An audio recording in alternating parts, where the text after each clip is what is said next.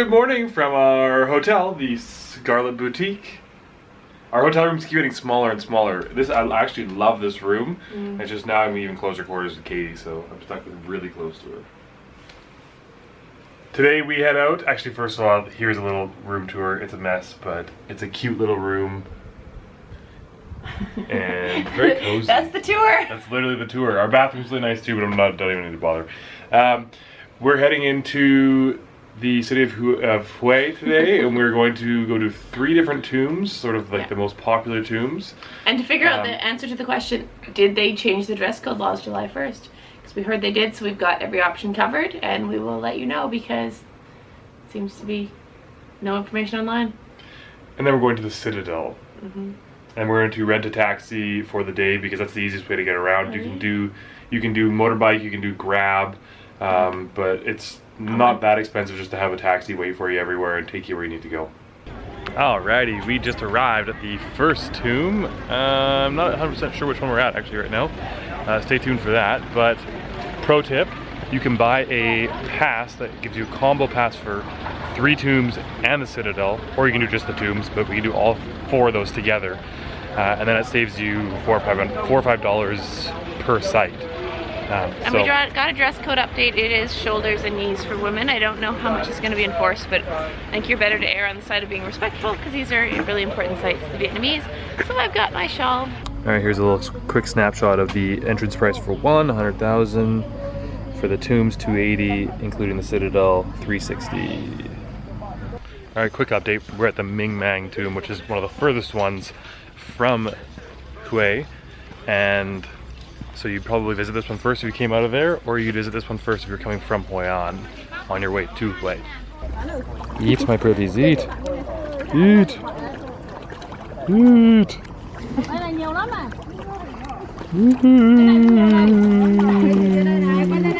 No.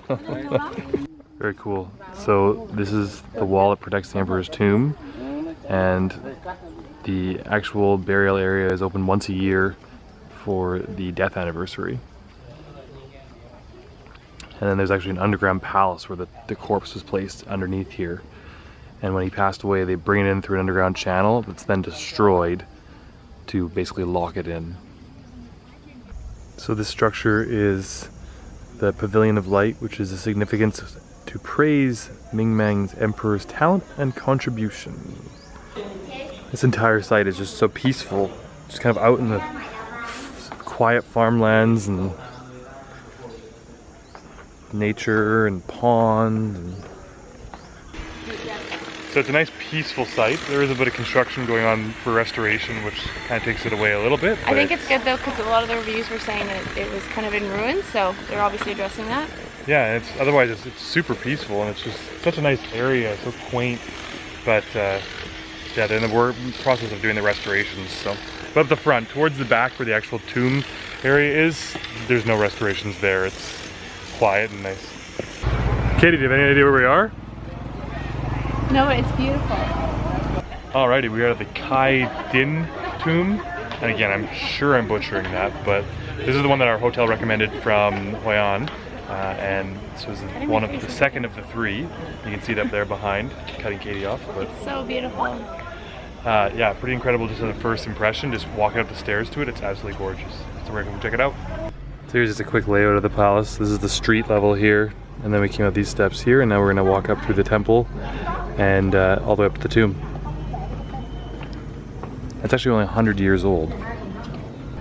For really being 100 years old, this is super impressive. It looks like it's just so ancient. Super cool.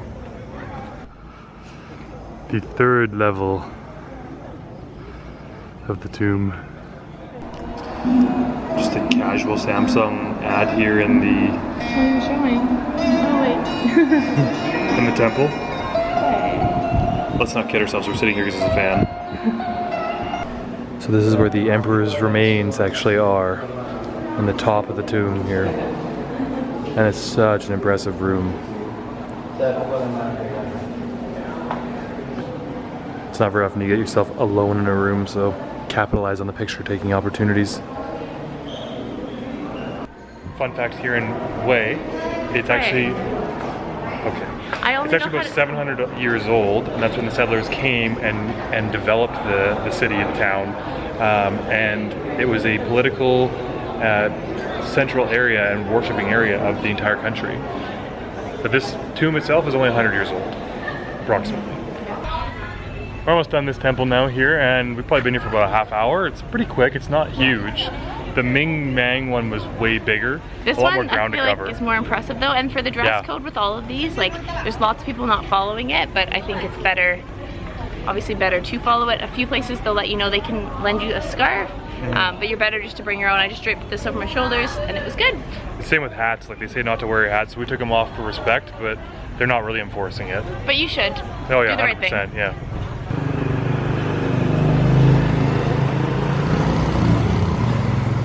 I think I'm a rabbit. Okay, well, if you're a rabbit, I'm a rabbit. No, you're a lot older. we're at the two dock. I didn't know he's filming, but for the record, I'm 3 weeks older than him. Older. We're at the Tudok tomb. So this is where Emperor Tudok is buried, supposedly, and a few other people actually. And it's a large open area again as well, and a little quieter than the last one. So this one's actually a little older. This is the complex here, and this one was built in 1864 to 1867, so it's about 150 years old.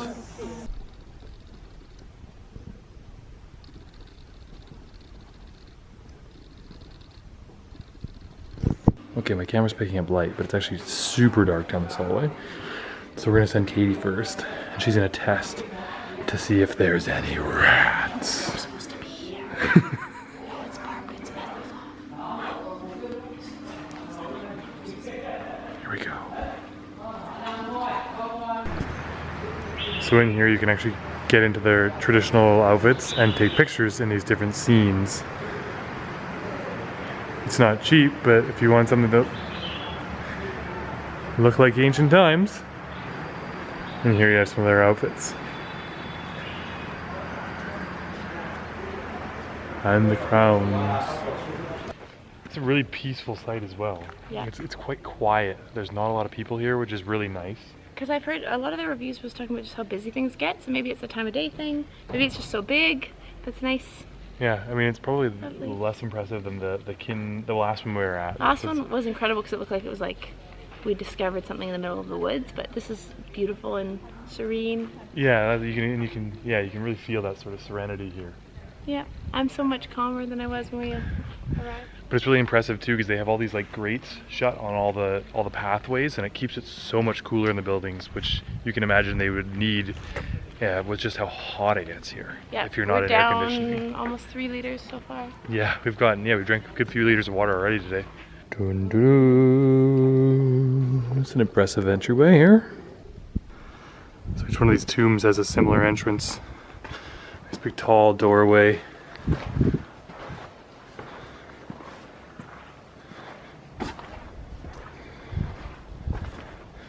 And you'll have the tomb itself. And there's a variety of tombs here, from the wives to the emperor himself.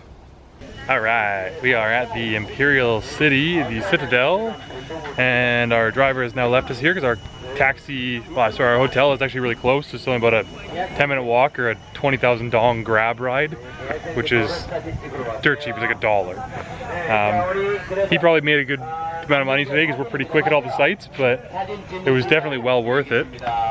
When we came in, I don't think we quite realized the size of this whole complex, but it is absolutely massive. So just for a reference point, I'm sure you can get it a little cheaper, but our taxi was 750,000 dong, and he took us to all 3 sites and to the Citadel. And we had him for about 4 hours or so. Again, I'm sure we could probably get a little better deal than that, but it was pretty good, and it's so much easier than trying to hire individual rides at each one because there's not a lot of drivers and cabs just sitting around. A lot of them are all booked up with people. There's a quick little overview of the complex, and the Imperial City is about 220 years old, and a lot of it was actually damaged in the wars in 1947 and 1968, but it has been gradually restored back to what it originally looked like. Alright, so we're on the inside of the Citadel here, the Imperial City, and it's very like Forbidden City-esque in China, like this giant complex. Alright, Alright, travel hack here. When you're in the Citadel, there's a cafe just after the entrance. Good food, really good coffee, and yeah, it's pretty cheap. It's not like crazy overpriced, so. The trick with Vietnamese coffee, the first time we got it, I thought there was liquor in it because it's so strong. So they'll give you just a little bit and have a cup full of ice, and the idea is that as the ice melts, you can like enjoy it for a long time. Very strong.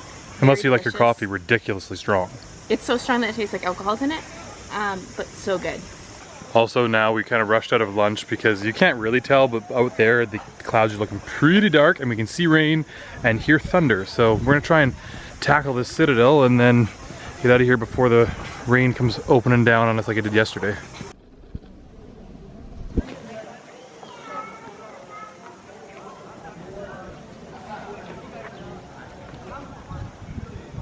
So this building was actually used as a medical center and then became a residence in 1950. Alrighty, so we are wandering through the Citadel and it's quite beautiful. Definitely pro tip, do this in the afternoon because there's a lot more cover. You can stand and get out of the sun. Whereas the tombs, you were quite exposed. And there's places to buy water everywhere, washrooms everywhere. It's a good afternoon activity. Yeah, definitely. Center area of the complex now. And you can see the clouds out there, pretty daunting. So weathered. So just as we're leaving, we find this gorgeous room. It's just stunning.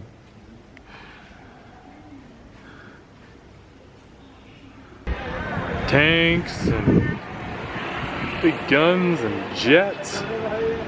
All within the city walls here at the Citadel. Okay, so we finally finished with the Citadel. It's beautiful. Timing wise, same time as it was yesterday.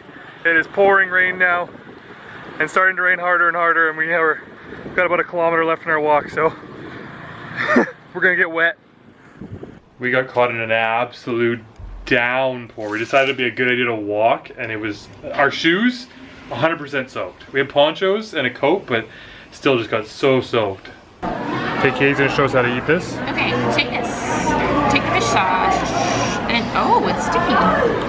An unexpected texture. Scoop it out. Toss her in.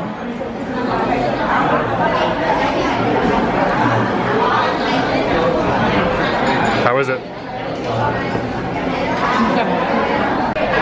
On that note, we're in the Han restaurant, trying some local Vietnamese food and a lot of local food from Khai. So that first one was kind of like a Vietnamese oyster, except there was no fish in it. I don't know if there was shrimp and crab, I think, on it. Delicious. Alright, so you missed the spring rolls, but now we're on to the wraps here. So we stuff some lettuce in, we stuff some carrots and cabbage in, and then we throw our lemongrass skewer in, roll it up, pop it up, we dip it, and we eat it.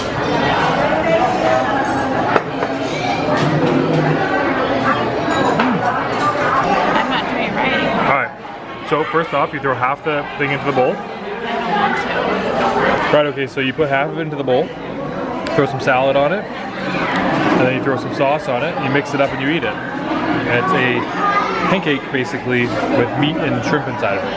Katie's eating hers differently because she doesn't want to eat it in the meat sauce.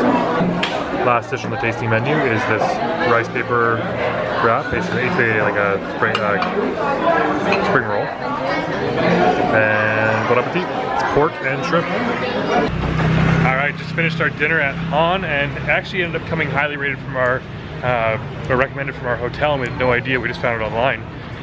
Amazing food, So good. So cheap too. We both got 2 tasting menus and a pop, and it was like 255,000 dong, which is like $12, $13 American for both of us to eat dinner, and lots of food. It was amazing. Highly recommended. Now we're heading back. Whoa, Oh, no. dodging wires. We're gonna head to bed, and tomorrow we head to the DMZ and Vong Nha. We'll see you guys tomorrow.